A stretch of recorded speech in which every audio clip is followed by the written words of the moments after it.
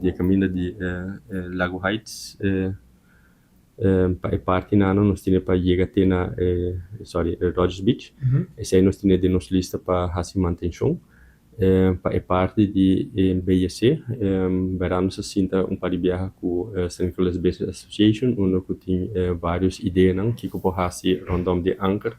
para por melhorar. Pero ainda se aqui na como de bisa ideia não conceito não render não continue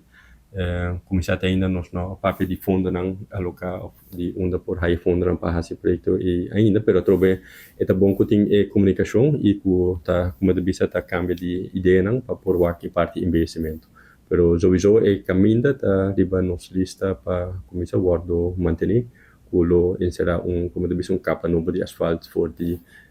veld de Sandra Bogarts com entrada de Rogers Beach. O investimento é algo à parte e se obibiamo nós vamos por fazer isso também na outra maneira na outra e a parte de luz também estava com nós bezig tempo acaba com DTI para assim nós por fazer a avaliação necessária e para em conjunto com Elmar também precisa de fase ainda com a parte de avaliação ainda. E está nossa lista de quando se trata de 2025, está pending também com o governo para dar a última aprovação para que fundo não para eu depois nos por rollout e começar a trabalhar de manutenção.